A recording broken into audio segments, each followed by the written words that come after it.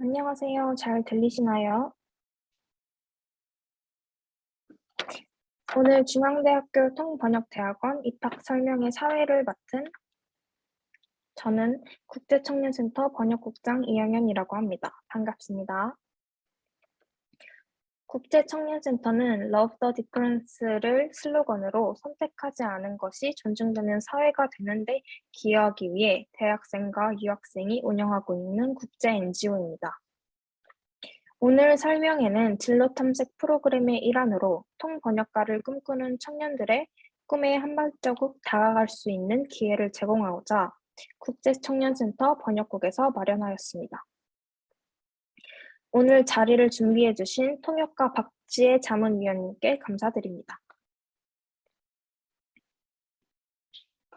설명회는 중앙대학교 국제대학원 전문 통번역학과 소개, 커리큘럼과 입시 안내, 한영, 한중, 한러, 전공별 장점 안내와 질의응답과 응답 시간으로 진행될 예정입니다. 설명회 시간 동안 궁금한 것이 있으시면 질문 내용을 채팅방에 올려주시면 됩니다. 질의와 응답 시간에 답변을 드릴 수 있도록 하겠습니다. 그럼 이제 국제대학원 한영 전공 송민재 교수님과 한중전공 마국진 교수님께서 중앙대학교 국제대학원 통번역학과에 대한 소개를 해주시겠습니다. 네, 여러분 안녕하십니까? 반갑습니다. 저는 우선 앞부분 발표를 맡게 된 현재 중앙대학교 국제대학원 전문 통번역학과 한중 전공에서 강의를 맡고 있는 마국진이라고 합니다. 우선 본론에 들어가기 앞서서 현재 장기화되고 있는 코로나 상황으로 인해서 많은 우리 대학생분들께서 학업과 진로에 많은 고민이 깊으실 거라고 생각이 됩니다. 하지만 이런 위기 속에서도 새로운 기회들이 늘 생겨나는 법이고 또 준비된 자들에게만 그런 기회가 주어지는 법입니다.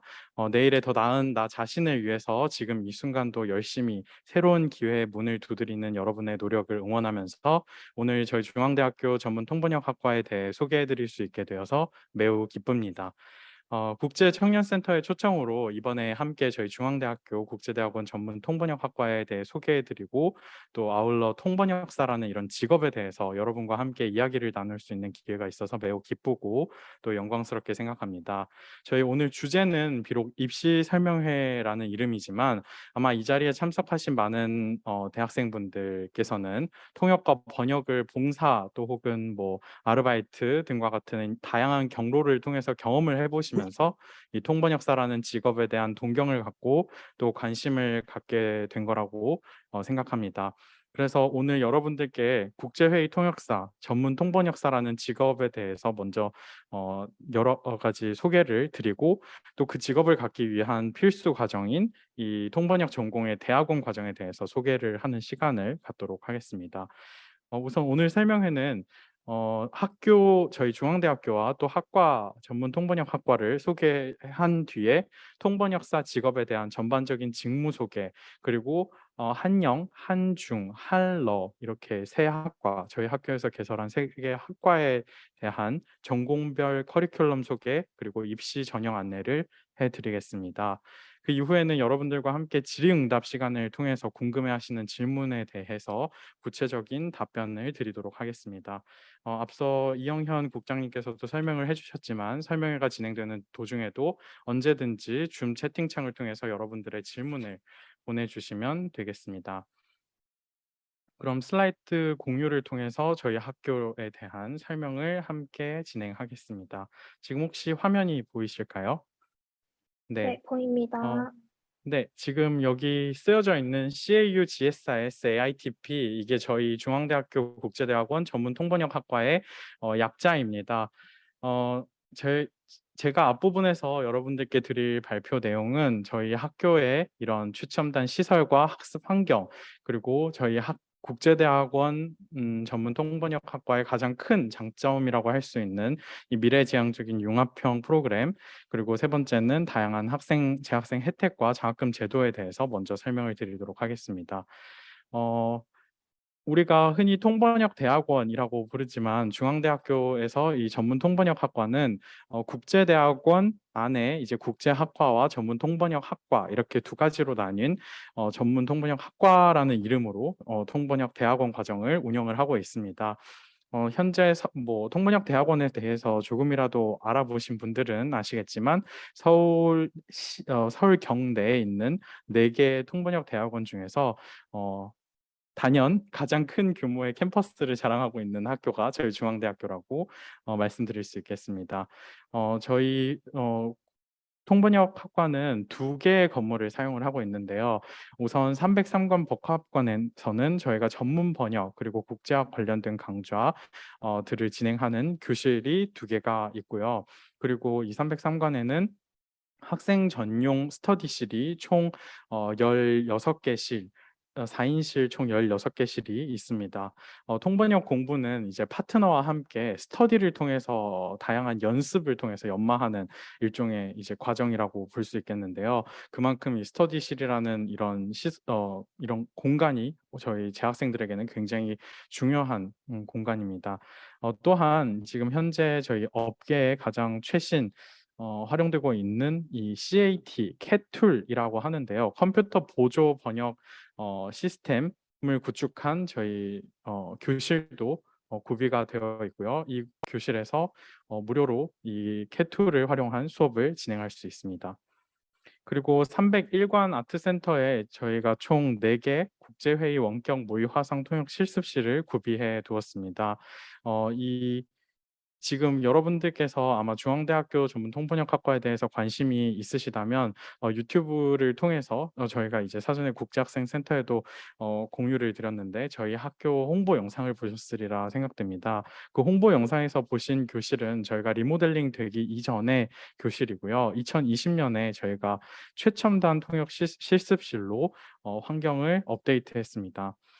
지금 저희가 설명회를 진행하고 있는 공간은 703호 이제 원격 화상회의와 또 하이브리드 컨퍼런스 설비를 완벽하게 구축한 공간인데요.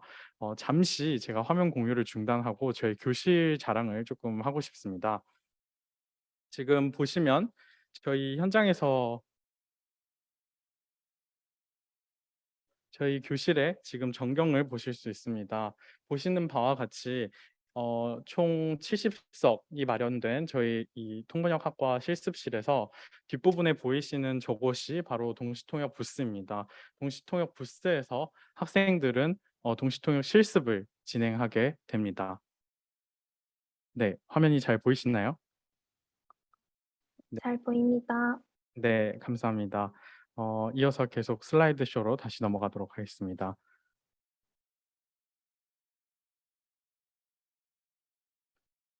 그래서 이러한 최첨단 최초로 이제 원격 통역이 가능한 첨단 동시 통역 설비와 통역 실습실을 갖춘 학교는 단연컨대 이 현재 서울 시내에 있는 4개 통번역 대학원 중에서도 최고이자 최초라고 말씀드릴 수 있겠습니다. 현재 저희가 구축한 이러한 부스실들은 모두 유행 그리고 국제 규격에 맞는 동시 통역 부스실들입니다. 이곳에서 저희는 다양하게 이제 순차 통역, 동시 통역, 그리고 원격 통역, 또 심지어 하이브리드 컨퍼런스 등과 같은 다양한 통역과 관련된 시설들을 이런 실습들을 진행을 하고 있고요. 또 실제로도 저희 이 교실에서 국제학과와 함께 컨퍼런스들을 개최를 하게 됩니다. 지금 보이시는 이곳은 저희 학교의 중앙도서관 사진이고요. 또한 어 이제 지방에 계신 학생분들께서는 서울에 상경하셨을 때 기숙사를 신청해서 사용하실 수 있게 됩니다. 그다음은 이제 미래지향적인 융합형 통번역 프로그램이라는 저희 국제학과의 장점을 설명드리도록 하겠습니다. 앞서 말씀드린 것처럼 타 대학의 통번역 대학원과 다르게 저희 학교는 중앙대학교 국제대학원 안에 있는 통번역 전공입니다. 국내 유일의 통번역 학과와 또 이 국제학을 함께 융합한 프로그램입니다. 이 말은 즉슨 여러분들께서 대학원 2년 동안에는 통번역과 관련된 실무 능력을 향상시키는 것뿐만 아니라 또 이 국제학과 관련된 국제 지역학, 국제 무역, 국제 정치 등과 등 여러 분야의 이제 국제학의 수업들도 함께 들으시면서 더 글로벌한 이제 시야를 품게 될 수 있습니다. 또한 저희 국제학과와 함께 수업을 운영한다라는 이런 장점을 활용해서 여러 국제 기관들과 함께 컨퍼런스 또 혹은 이제 연합 콜로키움들을 개최를 하게 되는데 그런 행사들이 진행이 될 때마다 2학년 재학생들은 실제적인 환경에서 동시통역 실습을 할 수 있는 기회를 얻게 됩니다. 또한 뒷부분에 저희 커리큘럼 소개에서도 설명을 드리겠지만 저희는 외부 연사 초빙 특강 같은 수업들을 진행을 하게 되면서 실제적으로 이 다국어를 활용한 릴레이 동시통역을 동시통역을 구현한 이런 상황을 실습 환경을 조성해 실질적인 훈련을 하게 됩니다. 지금 보시는 것은 지난 여름방학 때 저희 국제대학원에서 국제학과와 통번역학과가 함께 연합해서 코이카 후원으로 진행된 컨퍼런스 화면입니다. 또한 이러한 수업에서는 통번역뿐만 아니라 지금 현재 통번역 외연이 확장되고 있는 상황에서 이중언어 MC, 즉 한영 MC, 한중 MC, 한러 MC 등과 같은 이런 진행자, 언어를 활용한 언어 서비스 제공, 토탈 제공 솔루션을 제공하는 이런 융합형 인재를 저희는 키우는 데 주력하고 있습니다. 아울러 저희 학교에는 이제 한국인 학생들뿐만 아니라 당연히 이제 외국인 학생들도 있고 또 국제학과에는 많은 유학생들이 함께 있습니다. 그래서 이런 서로의 언어와 문화를 존중하고 또 서로 학습하는 이런 원어 몰입형 환경을 구축함으로써 또 다양한 협력 기관과의 이 다양한 현장 학습 기회도 제공을 하고 있습니다. 이뿐만 아니라 또 대학원 생활인 만큼 저희 여러 교내 다양한 행사를 통해서 친목을 도모하기도 하고 또 국제학과와 통번역학과와의 연합 행사를 통해서 서로의 친분을 쌓는 이런 기회도 자리도 다양하게 마련되고 있습니다. 또 한 가지 여러분께 특별히 설명드리고 싶은 부분이 중앙대학교에는 이제 여러 기타 통번역 대학원에서는 갖추고 있지 않는 이런 교환학생 제도를 자랑하고 있습니다. 그중에 영어로서는 몬트레이 이 통번역 대학원 그리고 또 뭐 존스 홉킨스 이 인터내셔널 스터디스라는 이런 센터에서 실습을 할 수 있는 인턴십 기회 그리고 할러 전공에서는 모스크바 공립대학에 직접 교환학생과 어학연수를 할 수 있는 제도가 마련되어 있고요.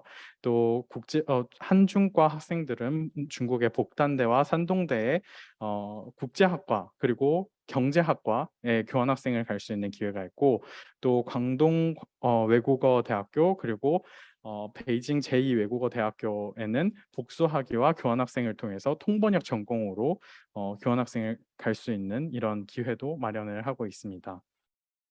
이뿐만 아니라 저희 국제대학원 내에는 이 통번역 센터와 연구소를 함께 병설함으로써 전통적인 이 통역 번역 서비스 외 새로운 분야로의 확장을 많이 시도를 하고 있습니다.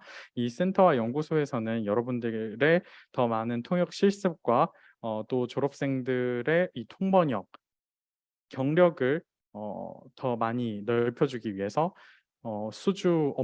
이런 다양한 사업들을 수주하고 의뢰를 하고 있고 또 다양한 학회 개최와 그리고 융합형 통번역 서비스를 향한 연구를 진행하고 있습니다. 이어서 아마 학생분들께서 많이 관심을 갖고 있는 이 혜택과 장학금과 관련된 이야기를 설명드려 보겠습니다. 중앙대학교 전문통번역학과에는 여러 가지 장학금 제도를 마련하고 있습니다. 뭐 예를 들어서 앞서 말씀드렸던 이 교환학생을 갈 때 이런 교환학생들을 위해서도 해외 연수 장학금을 제공을 하고 있고요. 그리고 또 뭐 입학 장학금, 성적 우수 장학금, 외국인 유학생 장학금, 정부 초청 외국인 장학금, 직계 장학금, 연구 조교 장학금 등등 정말 여러분들이 학업에 전념할 수 있도록 경제적인 지원을 많이 하고 있다라는 점 설명드리고 싶습니다.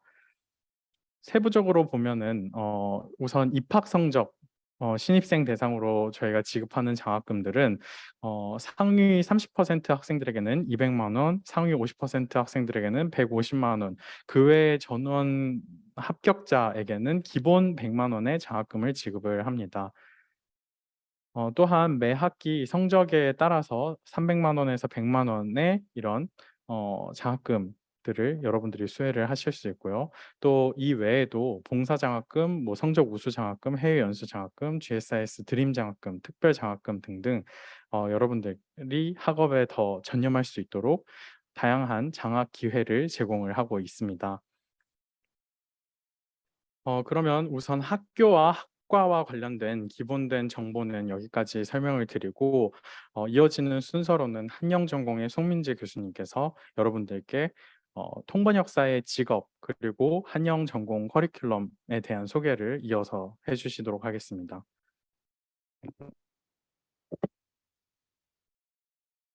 네, 감사합니다. 네, 모두들 반갑습니다. 그리고 제가 이어서 시작을 하기에 앞서 또 우리 한중과의 마국진 선생님 같은 경우는 여러분들이 아예 상상도 못 하셨겠지만 한국어가 모국어가 아닙니다. 예, 한국어가 외국어인데 방금까지 발표를 이렇게 진행을 하셨고요. 이제 중국어 통역사로서 상당히 저는 볼 때마다 놀라운 그런 한국어를 구사를 하셔서 정말 입이 떡 벌어지는 것 같습니다. 중국인이라는 거 설명해 주세요. 네네. 이제 마국진 선생님 같은 경우는 이제 중국인이시고요.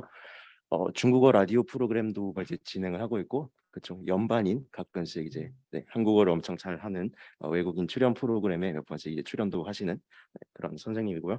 또 대학원 재학 시절에 제 한기수 후배, 제가 2학년이었을 때 이제 마국진 선생님이 1학년이었어요. 그래서 그때도 학생이었을 때부터도 정말 와, 이 친구 한국어 정말 잘한다 이랬는데 해가 가면 갈수록 더욱더 놀라운 것 같습니다. 네, 그러면 저는 PPT 공유를 해서 진행을 하도록 하겠습니다. 네, 저는 우선 짧게 제 소개를 드리자면요. 이제 중앙대학교 전문통번역학과에서 현재 강사로 수업을 진행을 하고 있고요. 이번 학기에 아니 키울 수 있어요? 네. 이대로 진행을 네네. 네네. 하고 있고요. 이번 학기 담당 과목은 글로벌 비즈니스 번역 수업을 진행을 하고 있습니다. 그래서 그 학교 커리큘럼에 대해서는 이 슬라이드 후반부에 제가 또 설명을 드리도록 하겠습니다. 그리고 현재 제7대 한국통번역사협회 홍보이사로 활동을 하고 있고요. 제 옆에 있는 마국진 선생님 또한 같이 이제 카티에서 홍보이사로 활동을 하고 있습니다. 이제 카티라는 단체가 무엇이냐라고 하신다면 통번역대학원을 졸업한 국제회의 통역사들이 이제 함께 활동을 하는 통역사의 권익 단체라고 보시면 되겠고요. 다른 직종으로 보면 뭐 대한변호사협회, 대한의사협회 등등 약간 그런 단체다라고 생각을 하시면 되겠습니다. 그래서 이제 세계에 있는 이제 통번역사 단체들의 모여 있는 그 단체의 정회원으로 있는 단체입니다. 그리고 저는 이제 졸업을 하고 나서 처음에 이제 대한민국에 소재하고 있는 4대 은행의 본사 TF팀에서 프로젝트 통번역사로 자금 거래, 외환 거래 전담 통역으로 활동을 했고 현재는 프리랜서 국제의 통역사이자 또 글로벌 CFD 이제 차익 결제 거래 투자 기업의 프리랜서 번역사로 활동을 하고 있습니다.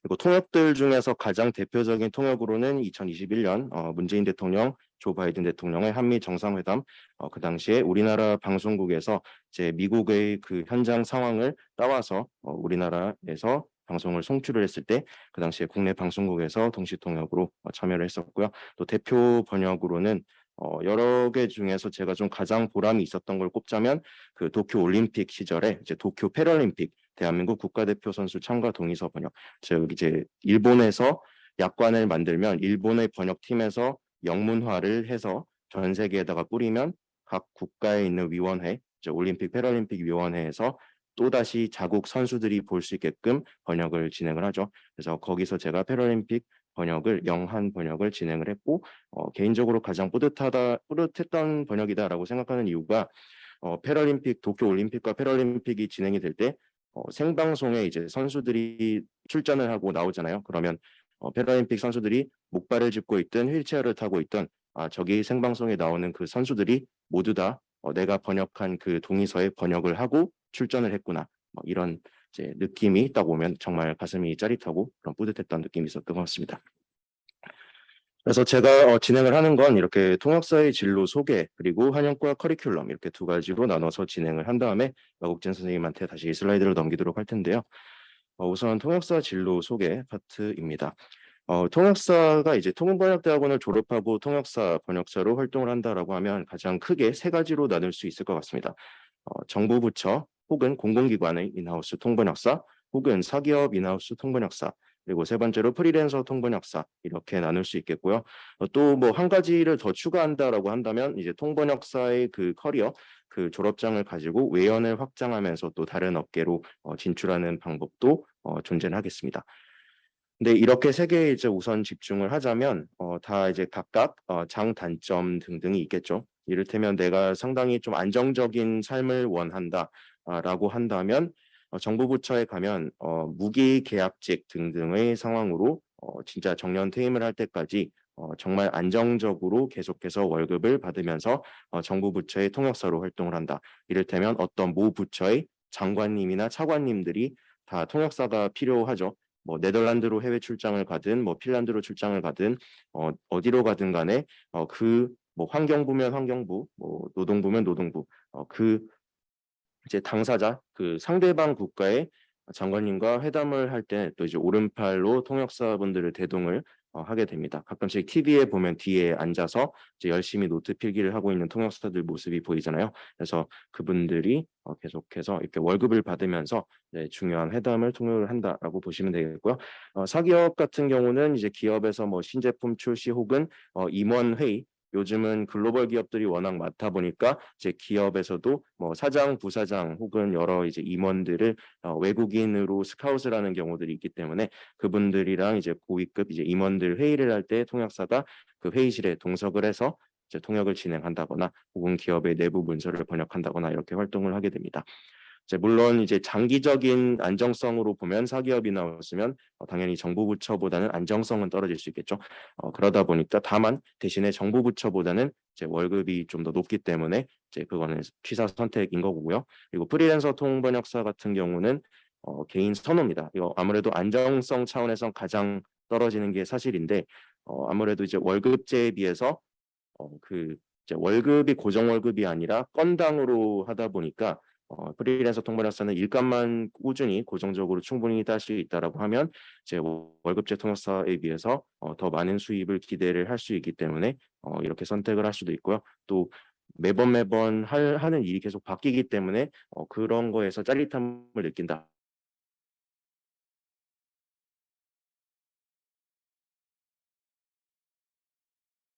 또 좀 등락이 있어서 이제 수입 안정성이 떨어진다. 이거는 충분히 각오를 하고 시작을 하는 거기 때문에 이제 이 세 개 중에서 정말 그 뭐 포켓몬으로 치면 진짜 그거죠. 뭐 파이리 꼬부기 그 이상해 씨 이제 물 속성, 불 속성, 풀 속성 중에서 나는 뭐 불 속성을 해서 리자몽까지 키우겠어 등등 약간 이런 느낌이다.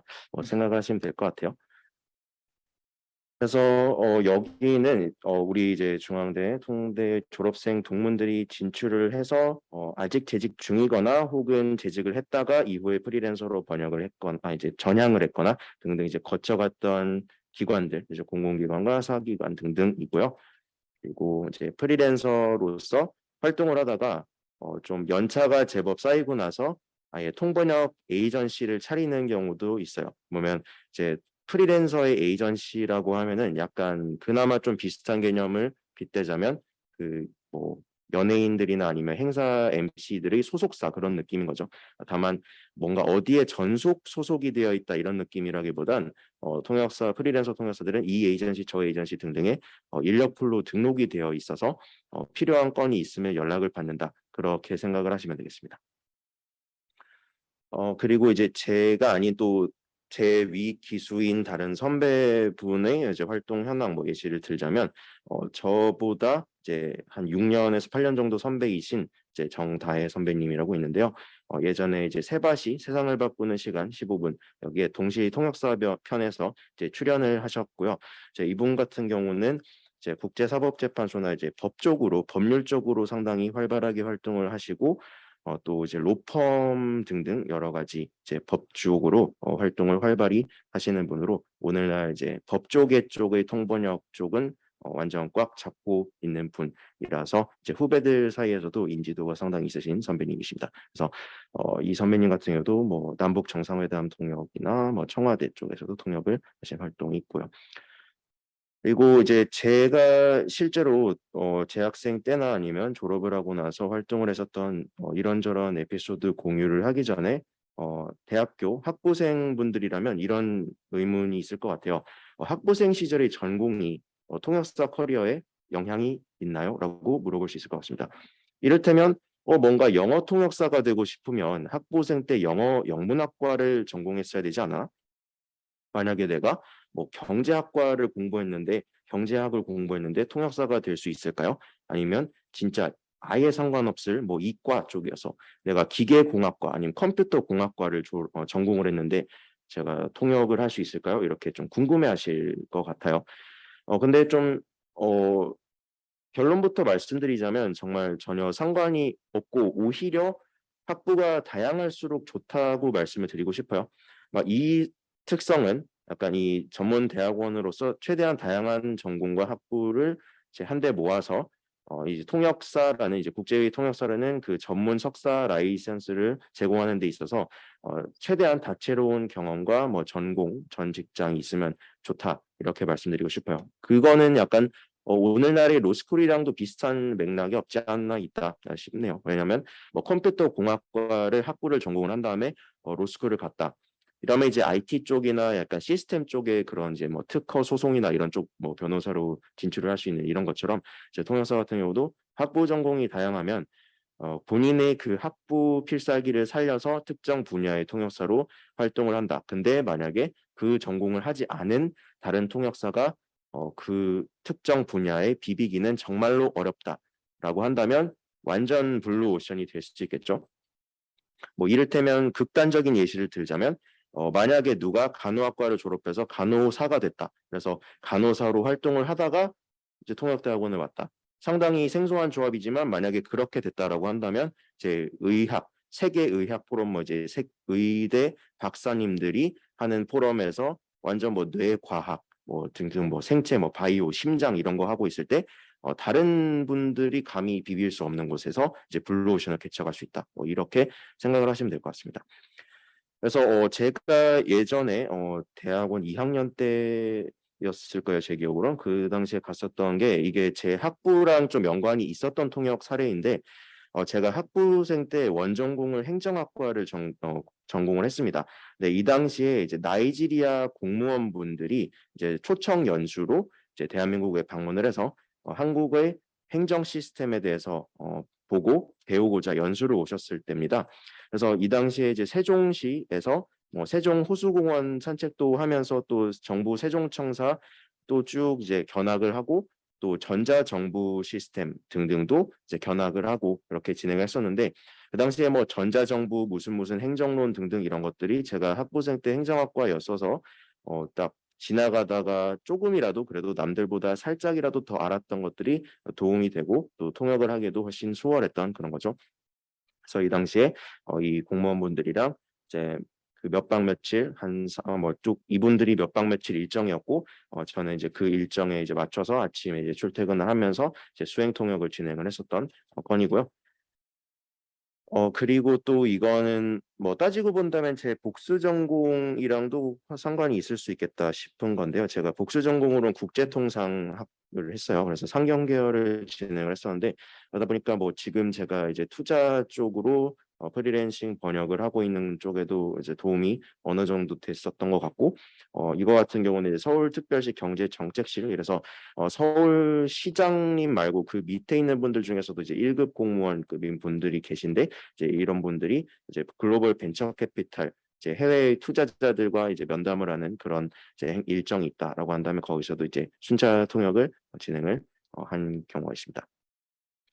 그리고 이제 대학교 때 전공이랑은 또 상관없이 약간 초중 고등학생 때의 그런 배경 지식이 필요한 그런 통역 에피소드도 있어요. 이거 같은 경우는 제가 마찬가지로 제가 대학원 2학년생 때 이제 수행 통역으로 갔었던 때인데요. 이게 이제 여기 있는 이 교수님은 이제 케임브리지 대학교의 고고학과 학과장이신데요. 그리고 또 케임브리지 대학교에서 학과장을 하시면서 또 맥도날드 고고학 연구소라고 있는데 거기에 연구소장으로 계신 분인데, 이분이 이제 경주의 유적에 상당히 관심이 생기셔서 한국의 전통 이제 그 신라 시대, 뭐 삼국 시대 등등 관심이 많으셔서 한국에 방문을 하셨습니다. 연구 목적으로. 그리고 그 당시에 이제 제 완전 대선배이신 분께서 이제 에이전시를 차리셨는데, 그분이 이제 1학년 말고 2학년, 그러니까 어느 정도 이제 그 훈련이 돼 있는 학생들 중에서 이제 하루 종일 좀 수행 통역을 할 수 있는 학생이 필요하다라고 이제 제 모교 교수님께 연락을 하셨는데, 그 당시에 아마 제가 건너듣기로는 좀 필요했던 전제 조건이 약간 이런 거였을 거예요. 그러니까 뭐 해외에 너무 오래 살다 왔으면 안 되는 게, 우리나라 국사 근현대사에 대한 배경 지식이 있어야지. 예를 들어서 천마총 막 있잖아요. 막 빗살무늬 토기, 막 민무늬 토기 등등. 그러니까 우리나라의 그 역사에 대한 배경 지식이 있는 상황에서 KTX 기차를 타고 이동할 때 또 질문을 받을 수도 있을 것이고, 또 가서도 막 이게 뭐다 뭐다 이런 거 이제 다 설명을 할 수 있어야 되다 보니까 그런 이제 조건들이 있었을 때 이제 제가 좀 충족을 한 거죠. 저는 이제 중학생 때만 이제 몇 년 이제 미국에서 거주를 했고, 나머지는 국내에서 재학을 했다 보니까 정규 교육과정, 우리나라 국사 교육과정을 이수를 했었다 보니까 다행히도 따로 공부를 하지 않았어도 그 당시에 이제 교과서로 공부를 했었던 그 정도, 그리고 플러스 알파로 이 통역을 위해서 또 준비를 하는 과정 등등으로 이제 수행 통역이 가능했었던 거죠.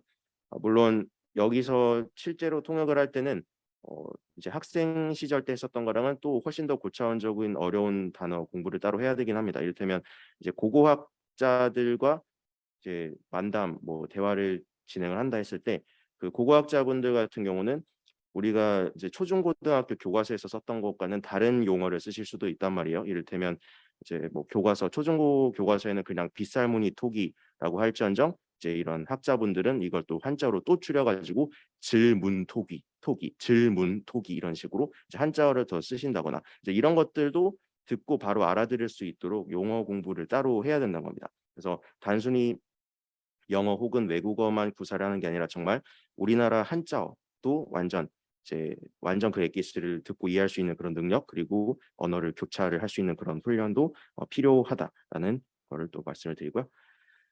그리고 이거는 사실 그나마 빗대자면 제 복수 전공이랑 연관은 있을 수 있겠는데, 상경계인데, 사실 이건 인베스트 페어니까 투자 포럼이긴 한데 바이오 코리아니까 이제 바이오 제약이었어요. 그래서 이제 동시통역 같은 경우는 이제 2인 1조로 부스에 비행기 기장, 부기장처럼 2인 1조로 투입이 됩니다.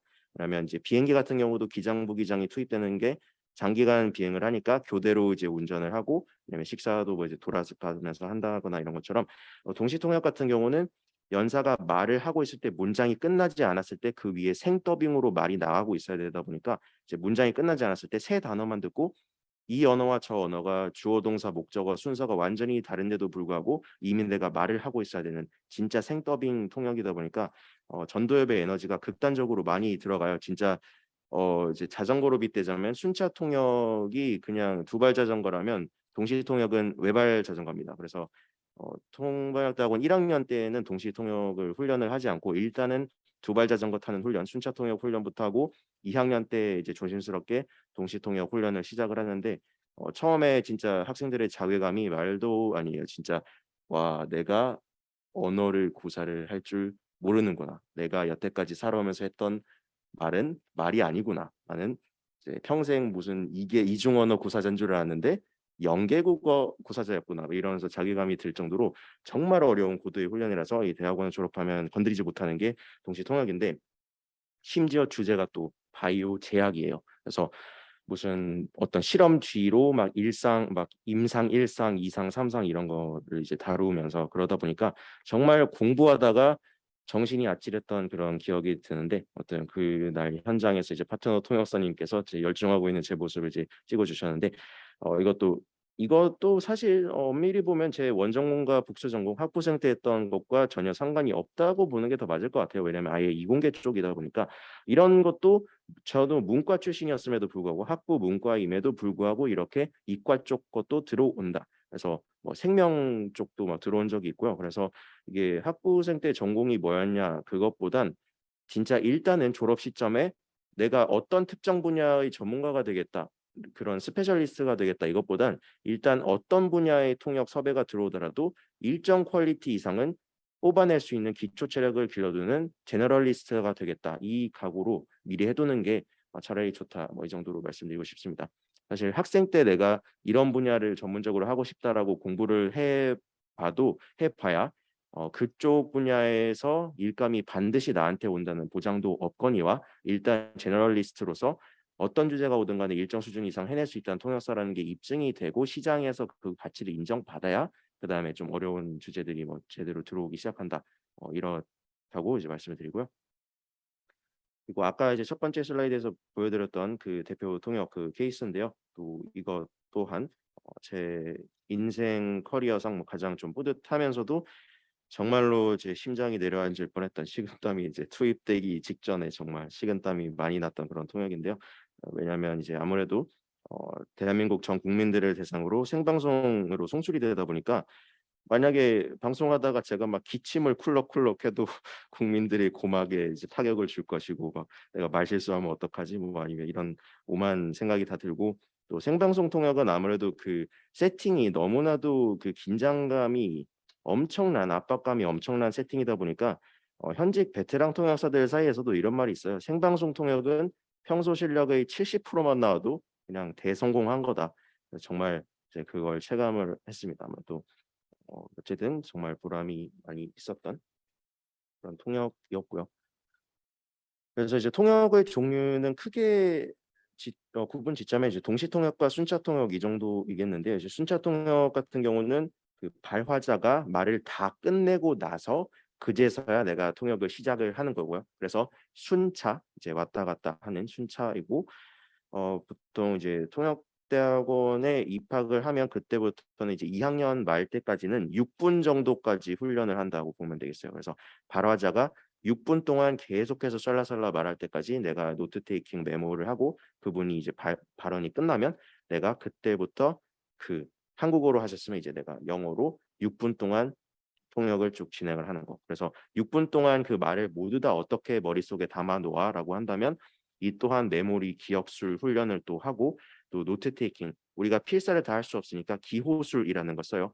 뭐 영화 인셉션으로 따지면 뭐 그 팽이 본인만 알아볼 수 있는 그런 증표 같은 걸 또 기호술을 만들어 가지고 노트에다가 딱 뭐 동그라미 세모 이런 거 만들어 가지고 6분 뒤에 내가 그 노트 페이지로 다시 돌아와도 동그라미 세모 네모 이런 기호를 보고 아 이때 이 말을 했었구나라는 걸 복기를 할 수 있는 그런 훈련들도 진행을 하고요. 이게 일정 수준 이상 완성됐다라고 한다면 이제 이 아늑한 동시 통역 부스실 안에 들어가서 이제 동시 통역을 하는 훈련을 진행을 합니다. 그래서 사실 정말 이런 통역을 하다 보면 초콜릿이 많이 필요합니다. 뇌에 당이 많이 떨어져서 진짜 엄청난 스트레스지만 또 끝내고 나면 정말 짜릿한 그런 보람이 있다고 말씀을 드리고요. 그리고 뭐 이제 번역 같은 경우도 또 이제 통역대학원을 졸업하고 나서 이제 통역과 번역을 좀 골고루 열심히 훈련을 했다라고 한다면 뭐 여러 가지 중요한 국제 행사 그래서 뭐 도시와 도시 간의 뭐 국가와 국가 간의 이런 중요한 문서들을 번역할 기회들도 이제 생길 수 있다라는 겁니다. 다만 이건 이제 번역 같은 경우는 이제 통역 나는 통역만 좋아 번역은 나랑 맞지 않아라고 하는 분들 같은 경우는 좀 그냥 통역 쪽만 하시는 분들도 있고 아니면 좀 번역에 더 집중하시는 분들도 있고 이건 아까 이제 제가 말씀드린 뭐 공공기관, 사기관, 프리랜서 이렇게 막 세 갈래로 나뉘는 것 마냥 이제 통역과 번역도 약간 그렇게 호불호가 있는 것 같긴 합니다. 그건 이제 개인별로 색깔을 찾아가면 되는 것 같고요. 그러면 이제 커리큘럼에 대해서 설명을 드리도록 하겠습니다. 사실 이제 한영이라고 적어놓긴 했는데 그냥 뭐 한중 한러도 비슷하다라고 보시면 될 게 그냥 한영 전문 순차 통역 이게 한중과에선 그냥 한중 전문 순차 통역 이러니까 공통이라고 보셔도 무관할 것 같은데 네 개 학기를 좀 설명을 간단하게 드릴게요.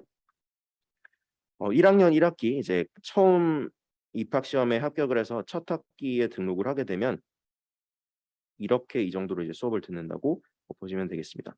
그래서 파란색으로 칠해놓은 건 통역 수업이고 초록색 같은 경우는 이제 번역 수업 혹은 번역 수업에 비슷한 그런 성격 그리고 이제 주황색 같은 경우는 이제 통역이나 번역의 기초 공사를 하기 위한 나의 이제 뼈대를 세우기 위한 언어 교정 수업 약간 이렇게 생각을 하시면 될 것 같아요. 그래서 순차 통역 입문 같은 경우는 이제 순차 통역 그렇죠. 이제 처음에는 짧게 갓 입학을 한 상황에선 뭐 3분 정도, 뭐 4분 정도로 이제 짧게 진행을 하다가 2학년으로 가면 갈수록 조금씩 더 늘어나는 30초씩 추가되는 그런 느낌으로 보시면 되고요.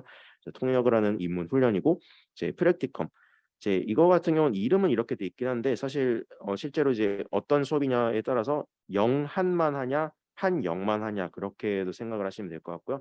이제 통번역 세미나 같은 경우는 좀 시역 훈련 등등도 이제 고루고루 하는 수업이라 생각하시면 될 것 같아요. 시역이라고 하면 뭐냐 이게 시가 이제 그 시각적으로 하는 그건데 이제 영어로는 sight translation. 그래서 눈으로 예를 들어서 내가 영자 신문을 펼쳤다. 여기 눈앞에는 영어로 쫙 적혀 있는데 그걸 내 눈동자가 이 영자 신문의 이 영어를 쭉 따라가면서 입으로는 한국어를 내뱉는 훈련인 거예요. 그래서 이 훈련을 미리 해두면은 처음에는 자괴감이 많이 들어요. 아니 이걸 진짜 눈으로 보고 있는데도 왜 이렇게 말이 안 나오지 싶을 수 있는데 이게 정말 훈련이 잘 되어 있어야지 나중에 동시 통역을 할 수 있는 겁니다. 그래서 동시 통역을 하기 위한 기초 공사 내공을 다지는 그런 작업이다라고 생각하시면 되고요. 그래서 시역 훈련도 나중에 순발력 발휘에 상당히 도움이 됩니다. 왜냐하면 내가 이제 영자 신문이든 이제 우리나라 신문이든 아직 그 문장을 끝까지 나의 눈동자 홍채 동공이 끝까지 훑지도 않았음에도 불구하고 내 입에서 그 목적 언어가 튀어나와야 된다라는 거죠. 그래서 완전 사실 일반인들이 생각하기엔 정말 불가능에 가까운 그런 훈련들을 2년 동안 진행을 한다라고 하면 되고요. 그래서 그냥 두뇌를 완전 개조하는 그런 훈련이다라고 보시면 되고요. 언어 클리닉 같은 경우는 이제 외국인 원어민 교수님께서 수업을 들어오시는데 학생들이 돌아가면서 순번 당번을 정해요. 그래서 뭐 우리나라의 뭐 사설 뭐 칼럼니스트의 사설 같은 거를 가지고 와서 한국인 학생이 그냥 낭독을 하면 다른 학생이 그걸 듣고 영어로 통역을 합니다. 이제 그걸 원어민 교수님께서 듣고 나서 이렇게 말하는 게 의미는 통하지만 이렇게 말하는 게 보다 원어민적인 표현이다 이런 식으로 이제 교정을 해주는 그런 훈련을 하는 수업이다라고 보시면 되고 고급 한국어 수업 같은 경우는 이제 원 같은 경우는 한국어를 한국어로 통역하는 훈련이에요. 이게 뭐냐면 이를테면 뭐 이제 TV 프로그램 중에서 뭐 100분 토론 같은 거 있잖아요. 이제 박사님이나 이제 교수님들끼리 토론하는 그런 정책 토론 같은 걸 이제 몇 분 동안 뭐 재생을 해서 듣고 나서 5분 동안 들은 걸 이제 요약해서 내가 이걸 5분 동안 들은 걸 한국어 세 줄로 요약하자면 뭐다 이런 걸 바로바로 뽑아내는 훈련. 그래서 혹여나 나중에 우리가 필드 통역사로 투입이 됐을 때 가끔씩 이제 동시 통역이 아니라 순차 통역인데 만약에 원 화자분이 만약에 어떤 발표를 하기 위해서 대본 같은 걸 만약에 준비를 안 해오셔서 너무 횡설수설 주저리 말씀을 하셨다. 근데 행사 성격상 시간 제약이 있어서 뭐 거기에 있는 현장 클라이언트들은 여기서 핵심만 간추려서 통역해 주세요라는 요청이 있을 수도 있단 말이에요. 뭐 그런 경우의 위기 상황 같은 거에 대비할 수 있는 그런 훈련이다라고 보시면 되는데 이제 그런 특별한 요청이 없다라고 하면 당연히 이제 말한 걸 그대로 그 분량을 뽑아내야 되는 건 기본 베이스로 가지고 있어야 되는 소양이긴 하고요. 그래서 이런 고급 한국어 스킬 그리고 또 한국어로 한국인 원어민이 한국어로 계속해서 말을 구사한다고 해서 그게 완벽한 한국어는 또 아닐 수 있단 말이에요. 이를테면 우리가 이제 한국인 친구들끼리 카페에 가서 계속해서 폭풍 수다를 떨었다라고 했을 때 그걸 어떤 속기사가 그대로 다 타이핑을 쳐서 받아 적었다라고 하면은 그걸 타이핑되어 있는 텍스트로 읽으면 그 주술 호응이나 이런 문법이 완전 깨져 있는 경우들이 많단 말이에요. 다만 우린 구술로 들으니까 그냥 이해가 되는 거지. 근데 이런 것들 우리가 통역을 할 때는 그렇게 깨지지 않게끔 최대한 정제되어 있는 말로 할 수 있게끔 하는 훈련 같은 것도 진행을 한다고 보시면 되겠고요. 이제 일반 번역 임무는 이름에서 추론할 수 있겠지만 이제 기초적으로 이런저런 주제를 돌아가면서 이제 하는 겁니다. 16주 동안 실러버스상 뭐 이번 주에는 뭐 사설 번역을 했고 뭐 다음 주에는 국방부 텍스트, 그 다음에는 뭐 대통령 연설 텍스트 번역해보고 그 다음 주에는 뭐 어떤 기업 공시 이런 거 번역해보고 이런 식으로 주제를 계속 돌리면서 어떤 주제가 학생이 나에게 가장 좀 맞는지 혹은 내가 가장 어려워하는 주제가 뭔지 이런 것들을 좀 배우면서 찾아나가는 그런 과정이다라고 보시면 되겠고요. 통번역 테크놀로지와 코퍼스 이 수업 같은 경우는 제 말 뭉치 같은 게 나중에 또 프로그램 소프트웨어로 막 SDL 트라도스나 mem소스나 이런 번역을 보조해주는 컴퓨터 번역 툴이 있어요. 소프트웨어. 마치 이제 디자이너 분들이 뭐 포토샵이나 이런 거 쓰시는 것처럼 번역사들도 이제 그런 소프트웨어 번역 보조 툴이라는 걸 쓰는데 이게 이제 그냥 수작업으로 한글 파일 2개 띄워놓고 하는 것보다 이렇게 나만의 포켓몬 같이 이 약간 학습하는 기계 학습, 이를테면 계속해서 내가 어떤 특정 기업의 공문만 계속 번역을 해요. 그러면 예전에 이런 안내문을 이렇게 번역했었다라는 걸 이 소프트웨어가 기억을 해줘가지고 예전에 이렇게 번역사님이 번역했는데 이번에도 이렇게 혹시 번역할래요라고 추천해 준다거나 이렇게 해서 좀 보조를 해주는 건데, 그렇다고 해서 당연히 이걸 그대로 믿고 쓰면 안 되고 검토는 꼭 해야 되는 거죠. 그래서 이거는 문학 번역에는 사실 쓰기 어렵지만 기술 번역, 즉 이제 비즈니스적이나 이런 아니면 약관 이런 거에 상당히 도움이 되는데 그 소프트웨어를 다루기 위해서 좀 심리적 진입 장벽이 커요. 처음에 좀 익숙해지기 때까지 시간이 좀 걸립니다. 이 소프트웨어를 능숙하게 다루려면요. 근데 그거의 전초 작업이다라고 생각하시면 될 것 같아요. 예를 들어서 이런 말뭉치를 수집을 해가지고 이걸 투입해서 인풋했을 때 아웃풋이 어쩌고 이런 거를 약간 하기 전에 전초 작업이다라고 하면 되겠는데 사실 이거는 좀 설명하기 어렵긴 하네요. 이게 시가 시가 프로그램을 이제 보여줄 드릴 수가 없다 보니까.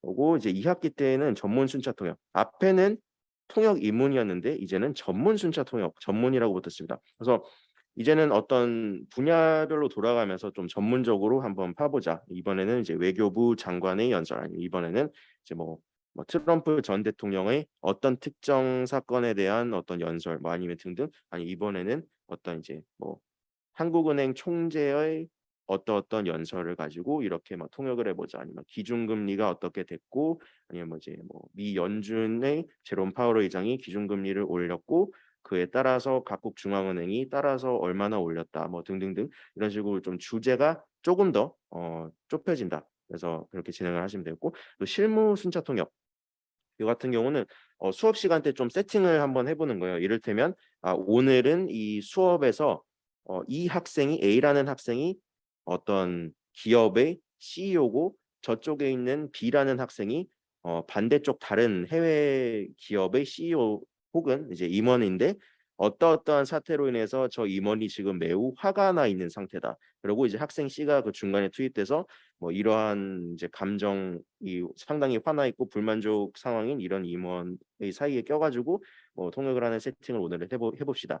아니면 뭐 이번에는 어쩌고 저쩌고 이런 세팅이 있는데 여기서 이제 통역사 2명을 뭐 투입되는 세팅을 한번 해봅시다. 이런 식으로 실무적인 세팅을 해서 통역을 진행을 한다거나 아니면 뭐 일반적인 통역도 해본다거나 이렇게 보시면 되고, 여기는 통번역 세미나 2는 아까 말씀드린 통번역 세미나 이 1의 뭐 확장판이다. 마찬가지로 이런저런 통역을 하는데 살짝 전문 순차 통역과 실무 순차 통역의 중간 느낌으로 통역을 3학점 또 이수를 한다 이렇게 보시면 되고, 언어 클리닉 2는 앞에와 마찬가지인 거고요. 이제 똑같이 이제 원어민 교수님께서 진행하는 거고, 이제 고급 한국어 2 같은 경우는 이제는 글쓰기로 넘어갑니다. 1에서는 말하기로 했다면 이번에는 2에서는 글쓰기로 학생들이 다 이제 각자 모국어, 이제 한국어로 쭉쭉쭉쭉 이제 글을 쓰고 아니면 어떤 신문 사설 5문단짜리를 제한 시간을 딱 두고 이걸 뭐 5줄로 요약해 보기 등등 뭐 등등등 이런 여러 가지 세팅으로 제한된 시간 안에 최대한 순발력 있게 글을 써보는 그런 느낌이고요. 이제 글로벌 비즈니스 번역 같은 경우는 제가 이번 학기에 맡고 있는 수업이기도 한데 뭐 다른 분반 같은 경우는 이제 수강 신청은 이 선생님 저 선생님 있으니까 다른 선생님도 계시고요.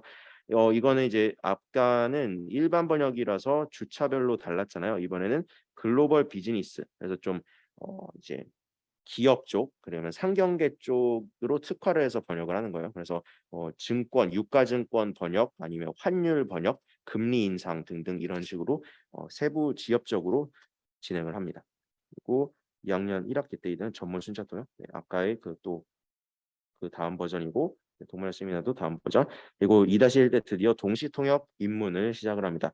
이제 1학년 2개 학기 동안 다져놓은 순차통역 베이스를 기반으로 그리고 그 다른 수업들 이 통번역 세미나 이런 수업에서 다져놓은 실력을 기반으로 이제 드디어 부스에 들어가서 처음에는 아예 그냥 영상을 틀어놓고 유튜브에 어떤 뭐 강연 같은 걸 틀어놓고 그거를 듣고 나서 이제 영어를 들으면서 한국어로 하는 게 아니라 일단 듣고 나서 그대로 말하는 그러니까 그냥 들리는 대로 그 언어로 말하는 훈련을 한번 해보는 거예요. 그랬을 때 내가 말하고 있는 내가 입을 떼고 있기 때문에 내 두개골에 울려 퍼지는 소리랑 이 연사가 말하고 있어서 세로의 고막에 들어오는 소리랑 또 섞여서 짬뽕이 되는데 그걸 내가 물과 기름처럼 분리하는 두뇌 쪼개기 훈련 같은 걸 처음엔 해보는데 듣는 대로 말하는 것도 처음엔 잘 안 될 수가 있어요. 그래서 이런 거를 분리하고 나서 저 다른 외국어로 한다거나 하면 되고 여기 모의 원격 화상 회의 같은 경우는 이제 학생들이 한영, 한중, 한러 모든 학생들이 다 모여가지고 지금 저희가 이제 사용을 하고 있는 이 강의실에 모두 모여가지고 이제 학생들이 모의 원격이라는 세팅을 해서 돌아가면서 이런 세팅에서는 어떻게 통역을 해야 된다. 그리고 화상회의에서는 어떤 전자기기를 써서 이제 통역을 한다 등등 이런 이론적인 것과 통역 실습을 진행합니다. TMP 커뮤니케이션은 약간 그 행사 MC 뭐 그런 수업이다라고 생각하시면 될 것 같아요. 이제 퍼블릭 스피치처럼 학생들 앞에 나와서 이제 발성 연습 같은 거 하고 그렇게 이제 뭐 좀 어떤 국제 행사에서 우리가 통역사가 아니라 영어 MC로 섭외가 되는 경우도 있기 때문에 그때 뭐 발성을 어떻게 했을 때 뭐 목에 어떻게 하고 뭐 복부에 어떻게 힘을 줘서 발성을 하는 그래서 통역을 할 때와의 많은 다른 그런 발성 훈련법이라고 보시면 되고요. 문화예술 콘텐츠 번역 바로 직전에서 비즈니스를 했다면 이번엔 이제 문화예술 콘텐츠 예를 들어서 뭐 웹툰 번역이 과제로 나갈 수도 있고 아니면 영상 자막이나 아니면 게임 번역 이런 걸로 이제 몇 분짜리 잘라서 진행을 한다거나 그렇게 진행됩니다. 이제 로스컬라이제이션과 포스트 에디팅은 앞에서 테크놀로지와 코퍼스에서 좀 다져놨던 그런 말뭉치 자르기 훈련을 기반했던 그 경험을 기반으로 이제는 소프트웨어를 본격적으로 다루는 훈련을 합니다. 그래서 이때는 과제도 번역 과제가 나오는데 딱 어떤 반복되는 문장이나 단어가 있는 게 과제로 나옴으로써 이 소프트웨어를 얼마나 능숙하게 다뤄서 효율적으로 번역을 하는지 이런 연습을 한다고 보시면 되고요. 그리고 이번에 마지막 학기인데요. 이제 전문 순차 통역 마찬가지로 전문이고 그리고 프랙티컴 하고 이제 국제회의 동시 통역 이제는 입문이 아니라 실제로 이제 계속 주제를 상당히 어렵게 이제 지역적으로 돌아가면서 진행을 하고 또 동반할 세미나도 아까 말씀드린 그거고요. 이제 이 GSIS 리더 포럼 같은 경우는 이제 앞에서 모의 원격 화상회의 이거의 연장선이라고 보시면 되겠는데요. 이제는 외부 연사들 그러니까 뭐 어떤 국제기관이나 이런 연사들을 초청을 해요. 근데 그 초청을 한 연사가 러시아인이에요. 그러면 이 러시아인 분이 앞에 저희가 앉아 있는 여기서 강연을 하시면 이 강의실 뒤쪽에 부스별로 학생들이 다 들어가 있습니다. 이제 언어권별로. 그러면 이제 러시아어로 진행을 하면 한영, 한중과 학생들이 정말 1도 못 알아듣겠죠. 이럴 때 릴레이 통역을 하는 겁니다. 릴레이 동시 통역. 그러면 저 부스 안에서 러시아어 이제 통역과 학생이 러시아어에서 한국어로 동시 통역을 하면 그 부스에서 나오는 음성을 다른 부스 언어권에 있는 학생들이 한국어로 통역된 언어를 듣고 받아서 각자 부스에서 영어랑 이제 중국어로 통역을 하는 거죠. 그리고 이제 그 강의실 맨 앞에 있는 언어권 교수님들이 다 그걸 듣고 나서 메모를 해놨다가 수업이 끝나면 피드백을 주시고 이런 겁니다. 하나 또 첨언하자면 여기서는 이제 외부 연사를 실제로 초청을 한다면 앞에 있는 모의 원격 화상회의 때는 학생들별로 이제 역할을 또 전하면서 돌아갔었던 걸로 기억을 해요. 이를테면 이번에는 한영과의 뭐 홍길동이라는 학생이 뭐 조 바이든 대통령 역할 아니면 트럼프 역할 이러면 그 학생이 이제 트럼프의 연설문, 조 바이든의 연설문 같은 걸 앞에 가지고 와서 이 연단에서 그 연설문을 낭독을 합니다.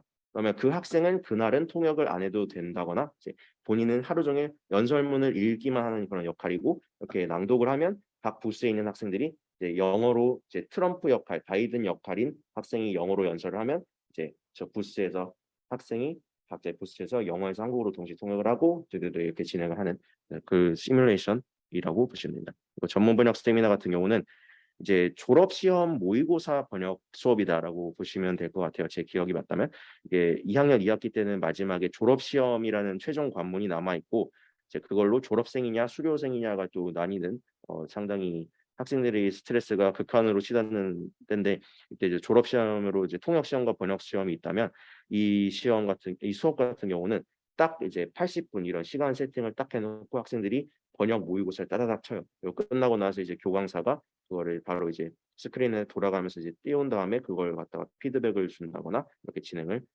하게 됩니다. 네.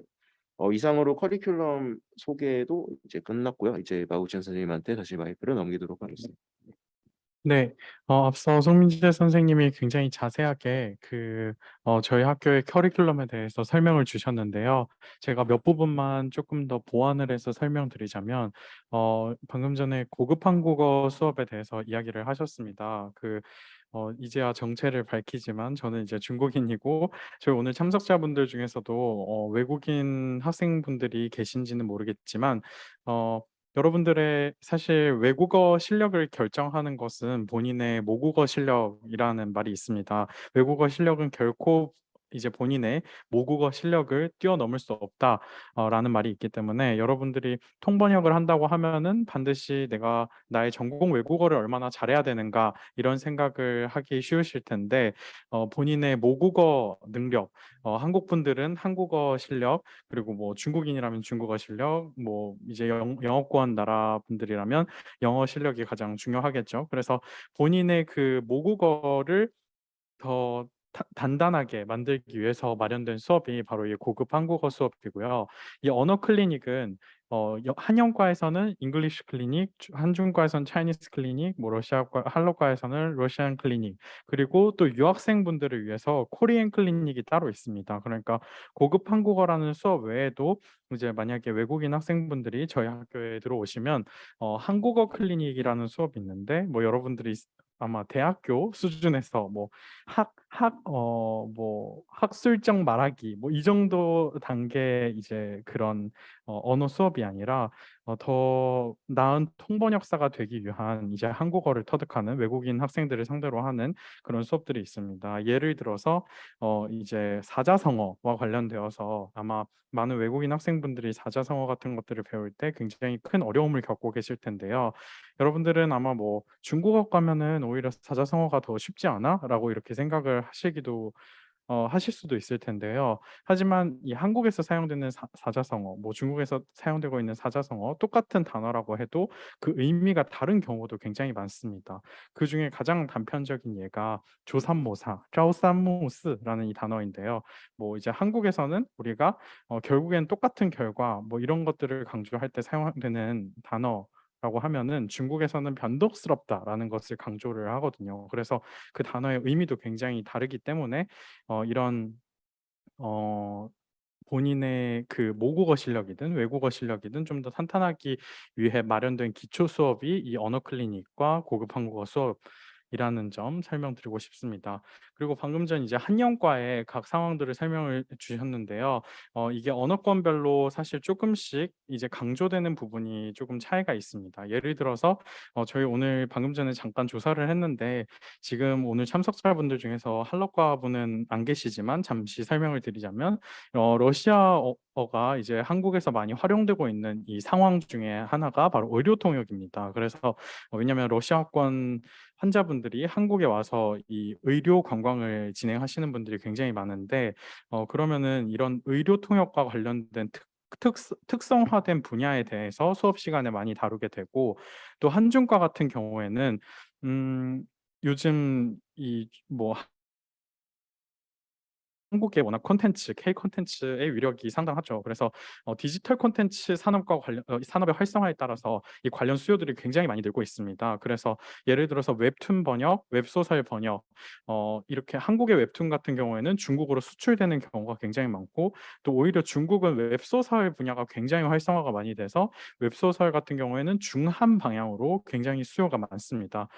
그뿐만 아니라 영상 번역 분야에서도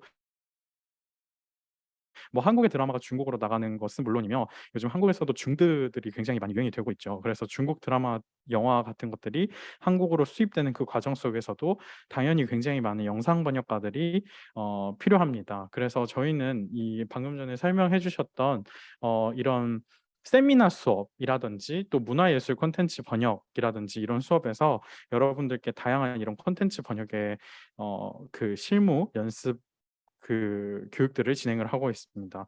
여기에서는 이제 비단 그 문장을 어떻게 번역을 할 것인가, 그 문맥을 어떻게 이해할 것인가 이런 것뿐만 아니라 영상 번역 같은 경우에는 우리가 또 굉장히 다양한 툴과 이 프로그램들을 활용을 하잖아요. 그래서 그런 프로그램들을 사용하는 방법까지도 설명을 드리고 있습니다.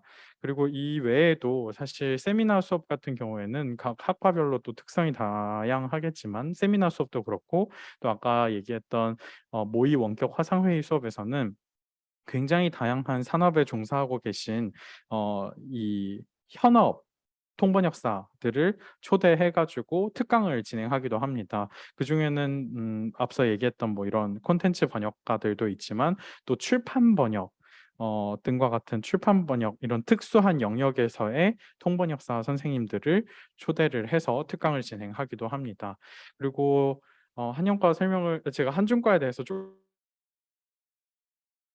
설명을 드리자면 한영과도 마찬가지지만 저희가 이 전문대학원에서는 저희가 실무 중심의 교육을 진행을 하다 보니까 교강사진 선생님들 모두 굉장히 다양한 현장 경험을 하신 통역사 통번역 경험을 굉장히 많이 하신 선생님들입니다. 그래서 그중에는 또 일부 선생님들은 통번역 이론 연구를 박사과정을 통해서 또 마치신 선생님들도 굉장히 많습니다. 저희 한중과를 예로 들자면 초빙 교수님들 중에서 현재 국회의전 통역관으로 활동 중이신 선생님, 그리고 또 서울시청에서 통번역 담당으로 계신 주무관, 그리고 또 컨텐츠 로컬라이제이션 이 회사의 대표 등등 다양한 그 현장의 경험들을 학생들과 나누는 이런 교강사 인력을 보유하고 있습니다. 그리고 이런 선생님들이 또 다양하게 학생들을 위해서 통번역 이런 실습 기회를 제공해 주기도 합니다. 그래서 학교에서 공부를 한 것을 기반으로 또 이제 산학 연계라고 해야 되죠. 또 직접 실무도 경험을 해보면서 여러분들이 차근차근 진정한 전문 통번역사로 거듭나기 위한 과정을 밟게 됩니다. 또 저희 한중과 같은 경우에는요, 3년 전이죠. 3년 전부터 이제 중국 통번역사 협회에서 진행을 하고 있는 중국 통역대회에 출전을 해서 3년 연속 굉장히 훌륭한 성과들을 거두고 있고 올해도 출전한 학생이 이미 본선 진출이라는 좋은 결과를 거두었습니다. 그리고 또 추가적으로 설명을 드리자면 한러과에 대해서 또 추가적으로 설명을 드리자면 한러과에서는 이 러시아어가 또 굉장히 어려운 언어이다 보니까 방학 때마다 모스크바 국립대의 언어 교환 학생으로 지원하는 이런 프로그램들을 운영을 하고 있습니다. 그래서 현지에 가서 직접 더 단기간 내에 여러분들의 언어 실력을 빠르게 향상시킬 수 있는 프로그램도 운영을 하고 있고요. 커리큘럼과 관련된 이야기는 우선 여기까지 하면 충분할 것 같습니다. 또 여러분들이 궁금하신 질문들은 줌 채팅창을 활용해서 저에게 질문을 주시면 좋겠고요. 그리고 이어지는 순서로는 저희 실제로 지금 당장 저희 뭐 통번역 대학원에 진학을 하고 싶다. 그러면 어떤 과정을 거쳐야 하는지 그 입시 전형과 관련된 소개를 저희 교학 지원팀의 김다예 주임님께서 간략하게 소개해 드리도록 하겠습니다.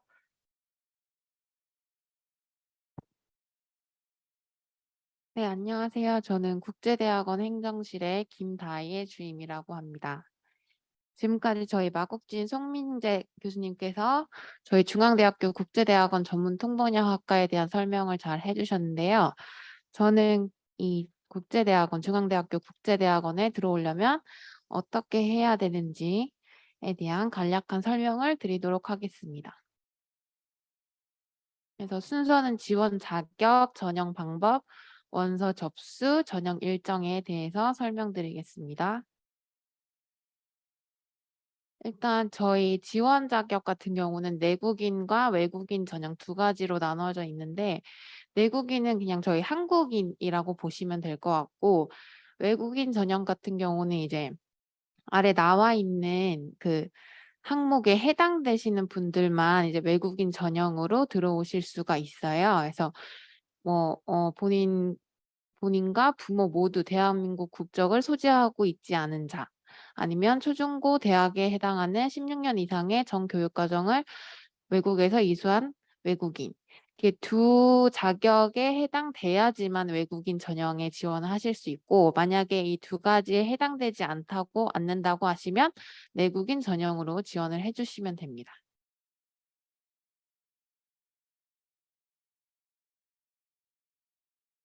그래서 일단 저희가 오늘은 전문 통번역 학과에 대한 입시 설명이기 때문에 전문 통번역 학과 전형에 대해서 좀 설명을 드리자면, 전문 통번역 학과는 1차와 2차 총 두 번에 걸쳐서 전형을 진행하게 되는데요. 일단은 저희가 이제 원서 접수를 온라인으로 받고 나서 서류를 1차적으로 저희 이제 심사위원분들께서 검토를 하시고 1차 전형이 진행이 되는데, 1차 전형에는 이제 번역 시험이 이루어지고 모두가 이제 학교로 직접 오셔가지고 시험에 참여를 해 주셔야 되고, 1차 번역 시험을 하신 지원자에 한해서 2차 전형을 진행을 하게 되는데, 2차 전형에서는 청취 및 구술 시험, 그러니까 청취 및 통역 시험 한다고 이제 보시면 되고, 1차와 2차 전형을 치르기 위해서는 모두 다 저희 중앙대학교 이제 실질적으로 오셔가지고 전형에 참석을 해주셔야 됩니다. 그래서 가끔 온라인으로 이게 지원이 가능한지 여쭤보시는 분이 계시는데, 일단 통번역 같은 경우는 저희가 실질적으로 번역뿐만 아니고 통역을 진행을 해야 되기 때문에 직접 오셔서 시험에 응시를 해주셔야 됩니다. 네, 그래서 사실 저희 지금 2023년도 전반기 신입생 모집을 어제부터 저희가 온라인 접수를 시작을 해서 지금 접수를 받고 있는 상황이고요. 온라인 접수는 저희 어제부터 이제 시작을 해서 약 2주간 10월 18일까지 접수를 받고 있습니다. 그래서 일단은 뭐 어제부터 저희 시작했지만은 첫날인 어제부터 되게 지원자가 많이 와가지고 문의 전화도 많이 왔는데, 여기 그 인터넷 접수는 저희 국제대학원 홈페이지에 가시면 UA 링크가 안내가 되어 있어요. 그래서 저희 UA 링크로 들어가시면 온라인으로 먼저 접수하신 다음에 필요한 제출 서류들을 구비하셔가지고 우편으로 저희 그 교학지원팀으로 제출을 해주셔야 됩니다. 방문 제출도 가능하시고 우편 제출도 가능하십니다. 네. 그래서 일단은 저희 제출 서류 같은 경우는 한국인, 아까 처음에 말씀드렸던 내국인 전형과 외국인 전형이 조금은 다른데, 이제 자세한 그 서류는 저희 국제대학원 홈페이지나 UA 이제 홈페이지에 가시면 모집 요강을 다운로드 하실 수 있고, 모집 요강에 보시면 한국인 지원자, 외국인 지원자 나누어서 표로 나누어서 제출하셔야 되는 서류에 대해서 상세히 설명이 되어 있으니까 서류에 대해서는 모집 요강을 참조해 주시면 좋을 것 같고요. 저희 전형 일정 같은 경우는 일단 10월 18일까지 온라인 접수를 받은 다음에 1차 번역 시험은 10월 29일 날 예정이 되어 있고, 1차 시험 같은 경우는 온라인 접수해 주신 모든 지원자분께서 전원 참석해 주시면 됩니다. 그래서 10월 29일 날 번역 시험이 이제 한영, 한중, 한러 동시에 같은 시간에 진행이 되고, 합격자 발표는 11월 8일에 이제 저희 홈페이지를 통해서 합격자 발표가 이루어질 예정이고요.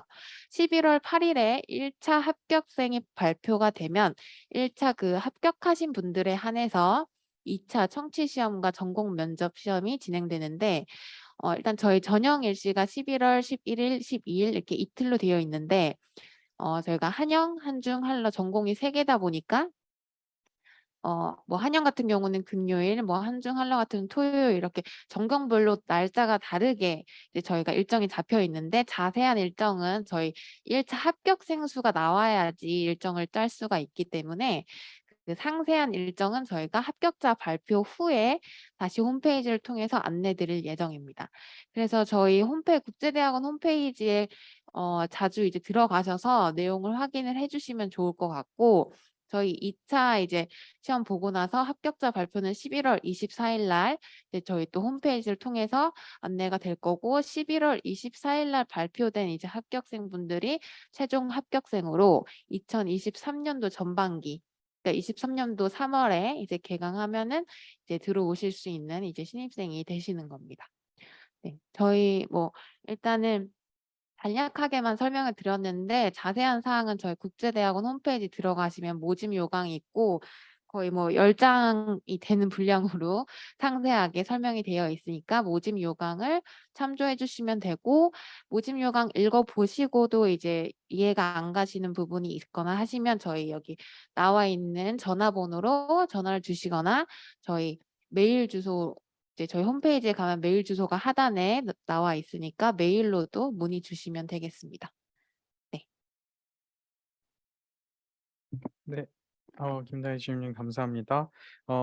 방금 전 우선 올해 이제 저희 모집은 이미 시작을 했고 관심 있으신 분들은 지원을 해주시면 좋을 것 같고요.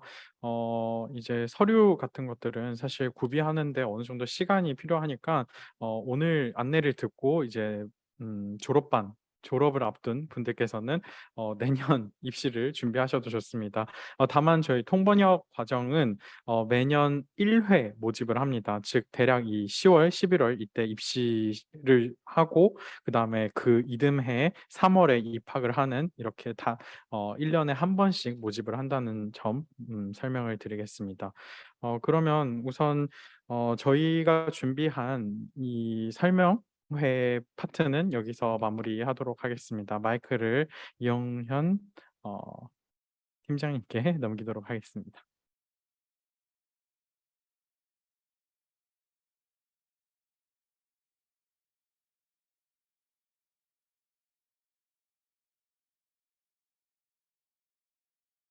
마이크를 켜지 않은 것 네. 같습니다. 통번역 대학원에 대해 자세히 설명해 주셔서 먼저 감사의 말씀드리고요. 설명회 신청을 받으면서 어떤 정보를 얻고 싶었는지 지원자들에게 의견을 물었을 때 그 의견들 중 두 교수님의 설명의 내용에 없었던 것을 정리하여 질문하도록 하겠습니다. 먼저 입시 시험 준비와 기간은 어느 정도로 잡으면 되는지 첫 번째 질문이 들어왔습니다. 네. 우선 그 질문에 대해서는 제가 답변을 드리겠습니다.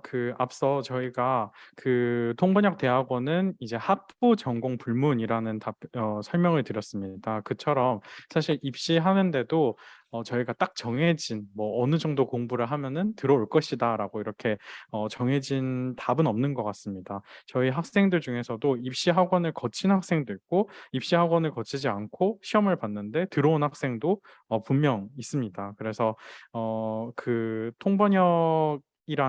통번역을 위한 저희가 입학할 때부터 이 완성된 완성형의 이제 통역사를 뽑는 것이 아니라 뭔가 그 언어적인 기초를 갖고 있고 또 잠재력을 가진 학생들을 선발을 하기 때문에 일단 통번역이라는 단어를 들었을 때 가슴이 뛰시고 설레이시는 분들은 얼마든지 도전을 하셔도 좋을 것 같다라는 설명드리고요. 준비 기간은 하지만 예를 들어서 학원을 통해 이제 입시를 하는 경우에는 당연히 본인의 이 외국어 베이스 가 있겠지만 통상적으로 6개월에서 1년씩 준비하는 경우가 많은 것 같습니다. 그리고 재수생, 삼수생들도 사실 굉장히 많습니다. 또한 방금 전에 제가 설명을 드리면서 좀 놓쳤던 부분이 있었던 것 같은데 한 가지 더 설명을 드리자면 통번역 대학원 과정 2년 동안 여러분들이 이 통번역 대학원 과정을 마쳤다고 해서 내가 나가서 그 어떤 통역이든 모두 다 당장 수행할 수 있는 능력을 갖춘 사람이라는 것은 아닙니다. 그래서 아까 송민재 선생님도 다양한 상황에 이제 통역 실무들을 소개를 해주셨는데요. 이 2년 동안 여러분들이 통번역 대학원에서 연마하는 것은 어떻게 통역을 준비하는지, 어떻게 번역을 수행하는지 그 방법에 대해서 배우고 연말을 하는 과정이라고 생각이 됩니다. 당연히 우리가 그냥 한국어로 예를 들어서 지금 우주과학과 관련된 무슨 특강을 들었을 때도 사실 못 알아듣는 용어와 개념들이 굉장히 많겠죠. 근데 그것을 이제 외국어로 전달을 한다라는 것은 더더욱 어려움 위에 이제 어려움이 가해지는 이런 작업인데, 그렇기 때문에 이 2년 동안 우리가 이런 모르는 주제를 직면했을 때 어떻게 공부를 하고 어떻게 준비를 하고 어떻게 하면 이 통역을 완벽하게 수행을 할 수 있는지, 그런 방식과 능력에 대해서 트레이닝을 하고 또 공부를 하는 과정이라고 생각해 주시면 좋을 것 같습니다. 그리고 연계해서 지금 질문이 있는데요. 아마 이분은 영어 전공이신 학생이신 것 같고요. 혹시 통번역 대학원에 가려면 입시 학원을 다니는 게 좋을까요? 아니면 입시 학원을 다니지 않고 합격하는 경우도 있나요? 이 부분은 한영과성에 대해서 또 송민재 선생님이 추가 답변을 하겠습니다. 어 사실 이게 합격생들 중에서 어떤 분들은 1년 정도 학원을 다니면서 수험 생활을 한 분들이 일단은 최빈값인 것 같기는 합니다. 근데 아니면은 그 입시 기간을 막 미리 1년 사이클로 돈다는 사실을 아예 모르는 상태로 뒤늦게 알고 지원을 했는데 3달 정도 입시 학원 생활하고 덜컥 합격을 하는 경우도 있고, 아니면 아예 학원을 다니지 않은 상태로 합격을 하는 경우도 있고, 상당히 좀 다양한데요. 다니지 않고 합격한 경우도 물론 막 과반수다 이거는 아니에요. 사실 과반수는 입시 학원 출신들이 많기는 한데, 이게 사실 어떻게 보면 이게 입시 학원이라는 것 자체가 어떻게 보면 이제 사교육이긴 하다 보니까 이게 막 무조건 해라 말아라 이거는 좀 애매할 수는 있는데, 전략적으로 입시 학원을 다닌 케이스도 전 듣긴 했어요. 이를테면 1년 동안 계속해서 학원을 다니는 게 아니라 입시 사이클 1년 사이클, 그러니까 그 직전 입시 그 결과가 발표난 그 시점부터 보통 새로운 1년 수험생 사이클이 돌기 시작하는데, 그 극초반에 학원을 그냥 한 달 정도 다니고 나서 '아 이런 느낌이구나. 이런 분위기고 이러이렇게 공부를 해야겠구나.'라는 걸 감을 잡고 나서 뭐 학원을 쉬면서 혼자 독학으로 한 9 개월 정도 공부를 하다가 뭐 마지막 입시 직전 한두 달 정도, 그때 이제 학원의 실전반에 등록을 해서 이제 마지막 수업을 듣고 뭐 합격을 한다거나 이제 그렇게 전략적으로 활용을 하시는 분들도 있어요. 사실 학원에 등록을 하는 분들이 가장 큰 이유가 뭐냐면, 내가 지원을 할 이 서클에 어떤 수험생들이 있냐 그거를 파악하기 위한 것도 좀 크기도 하고, 그 같이 공부를 하는 그 수험생들끼리 입학 통역 시험을 준비로 스터디 그룹을 돌린단 말이에요. 그 뭐 다른 토익 학원이나 뭐나 이제 이거랑 좀 다른 게, 통역 같은 경우는 내가 입으로 계속해서 내뱉어야 되는 훈련이고, 또 스스로 인지하지 못하는 나쁜 언어 습관이나 이를테면 뭐 중간에 막 무슨 된소 막 같이 막 혼자서 나는 혀를 끌끌 차는지 몰랐는데 긴장하면 계속해서 혀를 차더라. 아니면 자기는 몰랐는데 좀 할 말을 잃으면 이런 게 계속해서 습관적으로 나오더라. 이건 누가 말을 해줘야지 그제서야 깨닫는 그런 습관들도 있고, 이러다 보니까 좀 제3자의 눈에서 보는 모니터링, 그걸 위해서 등록을 하는 분들도 있고, 아니면 이제 통역을 했을 때 내가 입시를 위한 통역을 했을 때 누가 나에게 피드백을 줄 수 있다. 그것 때문에 하는 분들이 있어요. 그래서 어떤 분들은 학원을 다니지 않더라도 뭐 인터넷에 무슨 카페든 뭐든 이런 걸 열심히 서치를 해가지고 수험생이 있다, 아니면 뭐 다음 카페든 어디든 찾았다, 저 수험생인데요 혹시 스터디 통역 스터디 하실 분 있나요, 이렇게 해가지고 뭐 줌으로 아니면 카페에서 만나서 스터디를 진행을 하는 그런 분들도 있는 걸로 알고 있어요. 그래서 그렇게 한다면은 학원을 등록하지 않더라도 훈련은 가능하되, 만약에 혼자서 독학을 할 거라면 그거는 반드시 필요해요. 예를 들어서 내 스마트폰에 녹음기 어플 혹은 녹음기를 따로 사든지 해가지고 이제 뉴스를 몇 분 동안, 예를 들어서 1분 정도, 뭐 입학 시험에서는 뭐 3분 6분까지 안 하고 이제 뭐 1분에서 1분 30초 정도 그거를 메모리로 하다 보니까 뉴스를 예를 들어서 1분 30초 정도 듣고 뉴스를 일시정지한 다음에 내가 그 뉴스, 한국어 뉴스를 영어로 내뱉어 보는 걸 녹음기를 켜고 내가 한 뭐 1분 정도 내뱉어 본다. 근데 이거는 수험생 막바지 때 이제 한 60초에서 90초지 처음에는 30초도 힘들 수 있습니다. 그래서 극초반에는 뭐 20초 막 문장 3개, 5개 점점 이제 점진적으로 늘려나가는 훈련을 하면서 끝나고 나서 내가 녹음한 걸 스스로 다시 들어보고 나서 그걸 제3자의 입장이 돼서 셀프 피드백을 해보는 거죠. 내가 꿈에도 몰랐는데 이런 나쁜 언어 습관이 있네. 여기서 나도 몰랐는데 한숨을 쉬네.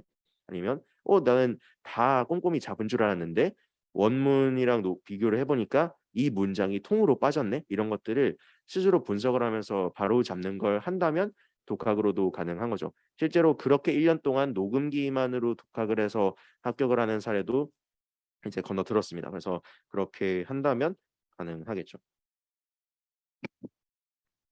네. 그리고 지금 추가로 앨리스 최 님이 한영과 지망생인데 몬트레이 대학원 복수학위 제도에 대해서 궁금하다는 질문을 주셨습니다. 이 질문은 이제 몬트레이 대학원뿐만 아니라 아까 설명드렸던 한중과의 베이징 제2외대라든지 광동 외국어 대학교 이 복수학위 과정도 똑같은데요. 복수학위 과정은 우선 중앙대학교에서 졸업을 하셔야 됩니다. 그래서 졸업생 대상으로 이제 그 복수학위 과정을 신청을 하실 수 있고요. 그다음에 신청을 하실 때 그 상대 학교에 저희가 이제 추천을 할 수는 있지만 똑같이 입시 면접을 보고 입학을 하게 되는 조건입니다. 그리고 예를 들어서 뭐 몬트레이 같은 경우에는 지금 보니까 뭐 토플 뭐 IBT 기준으로 뭐 100점, 뭐 IH 평균 평점 7.0이라는 이런 뭐 최소 어학 조건 같은 것들도 있고요. 그래서 우선 복수학위 제도는 졸업생을 대상으로 진행하는 거고 그 동시 과정이라는 건 없습니다. 그러니까 교환학생은 여러분들이 재학생 때 충분히 신청하실 수 있는 거지만 복수학위는 졸업하신 뒤에 추가로 이제 그 상대 학교에 가서 1년 동안 이제 수학을 하시고 그다음에 해당 학교의 졸업 요건을 갖춘 뒤에 졸업을 하시는 그런 케이스입니다. 지금 현재 제가 알고 있는 사례로는 저희 몬트레이에 간 분들이 많다고는 할 수는 없지만 최근 기수에도 있고요. 그다음에 예를 들어서 또 그런 예가 있습니다. 저희 한러과 출신 선생님이지만 영어도 굉장히 유려하셔가지고 몬트레이에 가서 이제 한영어로 이제 추가로 이수를 하신 뒤에 지금 현재 한영러 3개 국어 복수 언어 통역사로 활동을 하고 계신 선생님도 있습니다.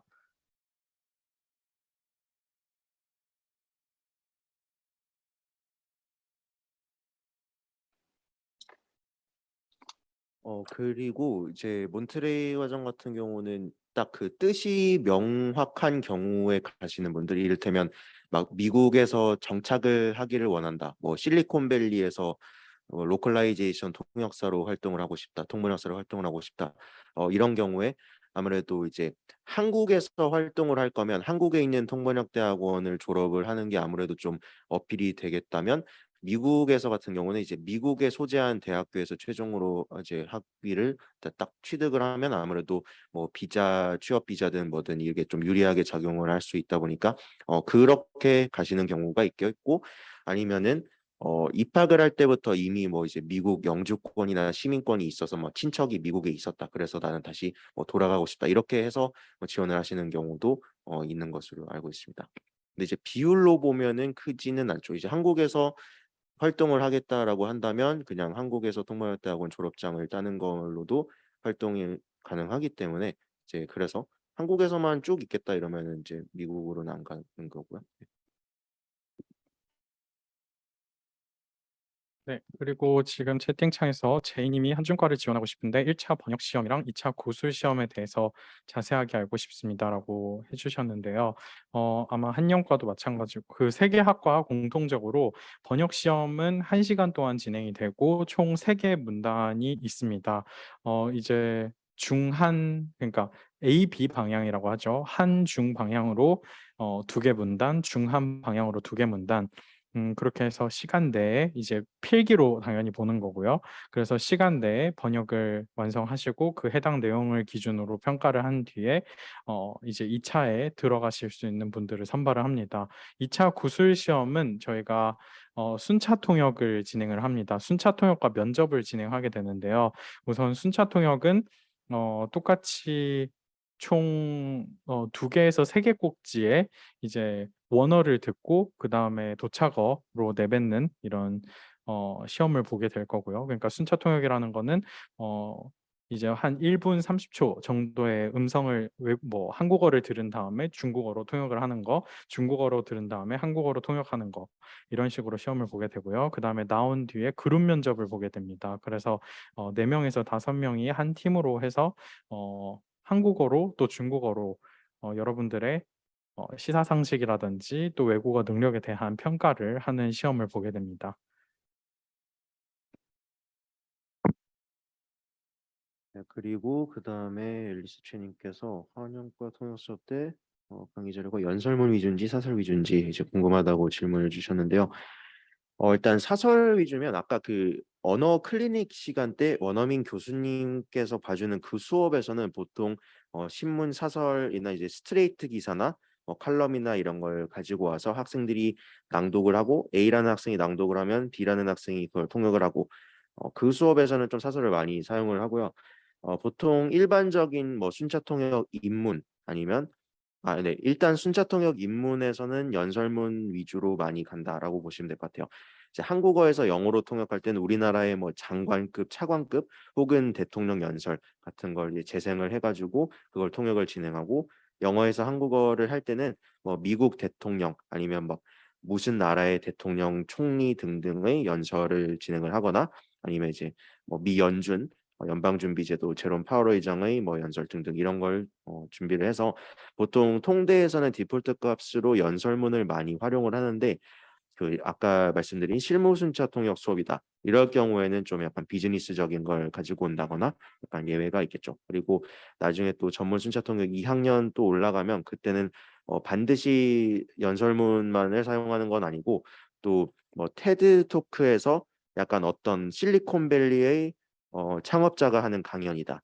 아니면 어떤 이제 뭐 언어학자 아니면 인지심리학자 아니면 뭐 정신과학 전문의 이런 분들이 하는 강연 같은 것도 가지고 와서 통역 자료로 사용을 할 때도 있어요. 이건 순차 통역뿐만 아니라 동시 통역에서도 활용을 하기 때문에 연설문이 좀 최빈값이긴 하되 무조건적으로 그렇지는 않다라는 거죠. 그리고 다만 졸업 시험 때 이제 중앙대 통대는 졸업 시험이 8과목이거든요. 통역 4개, 번역 4개인데 거기서 이제 번역 시험 같은 경우는 번역 4개 과목 중에서 전문 번역 2과목, 한국어에서 영어, 그러니까 AB, BA, 그리고 이제 그 일반 번역 AB, BA, 전문 번역 AB, BA인데 일반 번역은 제너럴한 텍스트를 한다면 전문 번역 같은 경우는 일주일쯤 전에 미리 주제를 공시를 해줍니다. 예를 들면 암호화폐, 블록체인 혹은 생명공학. 그럼 일주일 동안 학생들이 그 배경 지식을 이제 다양하게 인터넷으로 막 강의 자료도 보고 이제 공부를 해오는 거죠. 그러면 그 지역적인 걸로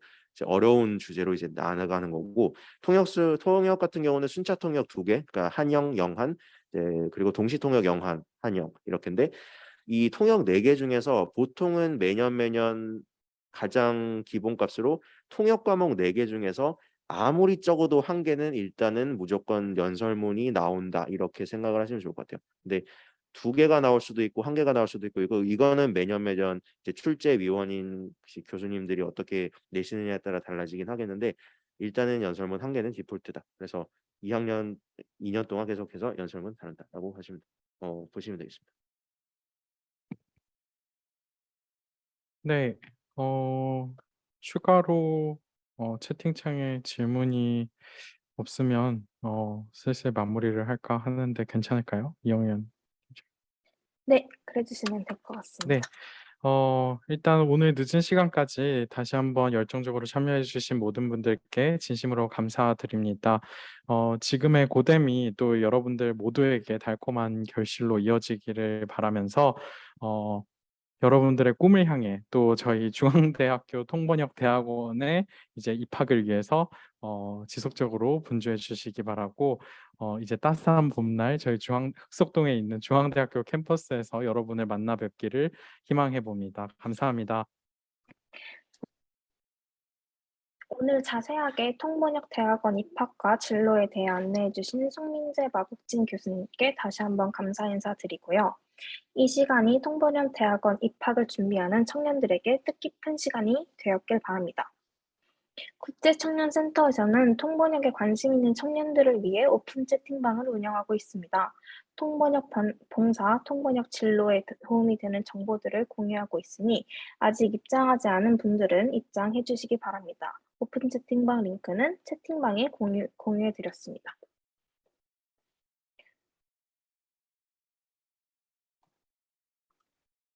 오늘 준비한 설명회를 마치겠습니다. 편안한 밤 되시고요. 국제청년센터 번역국장 이영현이었습니다. 감사합니다.